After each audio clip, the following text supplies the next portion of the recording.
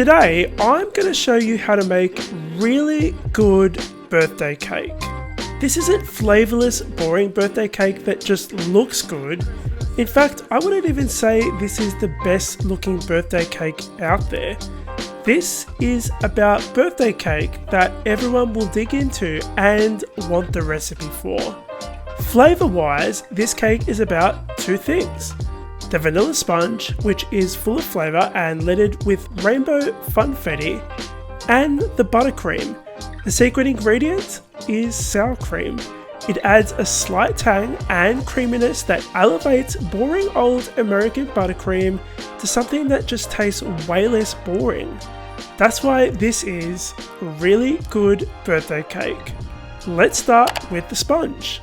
To a medium-sized mixing bowl, you're going to add some all-purpose flour, cornstarch, which is going to lighten this cake, some baking powder and salt, and we're going to whisk that together to combine it. In a separate small bowl, we're actually going to be adding our funfetti sprinkles and a little bit of those dry ingredients. You're going to mix those all together, and this is going to stop the sprinkles from sinking to the bottom of the cake as they bake, but it's also going to stop the sprinkles from bleeding into the cake, causing it to go grey. To a separate large mixing bowl, we're going to be adding our butter and caster sugar, and we're going to cream these two ingredients together for about 3 minutes. Today I'm using an electric hand mixer, but you can use a stand mixer fitted with a paddle attachment.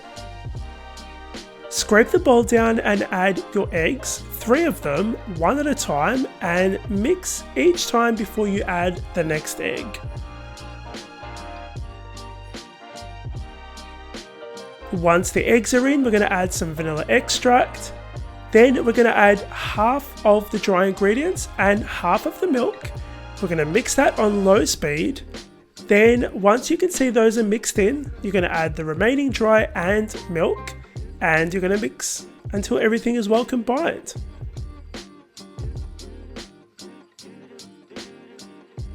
Pour in the sprinkle mixture and use a spatula to fold that through. I have 2 8-inch cake tins which I've just sprayed with a little bit of oil spray and lined the bottom of with some baking paper. We're going to split that butter between 2 of these baking tins. These are going to go in the oven to bake, and once they're finished baking, let them cool down completely. Let's move on to that delicious buttercream frosting. We're going to begin with some softened unsalted butter. If you want your buttercream to be a little bit less sweet, you can opt in for some salted butter, but just beware that salted butter can be very salty. So if you're like Elise from My Cupcake Addiction and this is your thing, then go for it.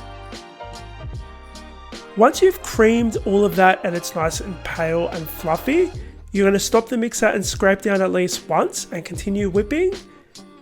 After about 5 minutes of whipping all together, you're going to add your salt and that sour cream, and you're going to whip that in there for a couple more minutes until it's well combined.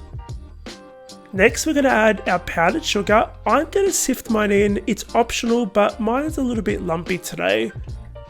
Start on low speed and then whip your way up to high speed for about 5 more minutes. This is going to go nice and pale and fluffy. And guys, dig in with your finger. Just dig in there because it tastes really good, trust me. Today I'm going to be using a 9-inch cake board. You can use just like a serving plate if you want to use that. But we're going to be adding a little bit of frosting on top and spreading it around before we add our first layer of cake. This is going to help it stick to the serving plate or cake board so it doesn't slip around as you're decorating. Pipe a ring of frosting on top of that first layer of cake and fill it in with more frosting. Spread it around using a spatula, nice and flat, before adding the next layer of cake.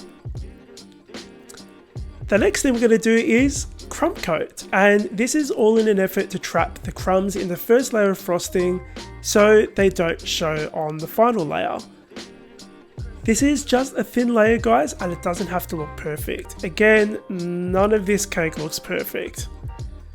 This is going to go in the fridge to chill for about 20 or 30 minutes. Mine's going in there for a couple hours. I want it nice and chilled. Now, with the rest of that frosting, we're going to split it into 2 bowls.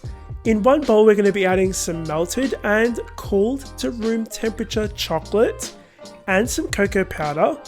You're going to mix this on low speed to begin with and then whip it up to high. Scrape down at least once and you're going to be left with the most velvety chocolate American buttercream you ever did see.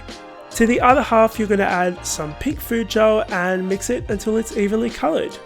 Using a spatula, we're going to begin adding some chocolate frosting down the bottom of the cake. Once you've gone around, and again, it doesn't have to look perfect, we're going to add some pink frosting around the top, sides and the top.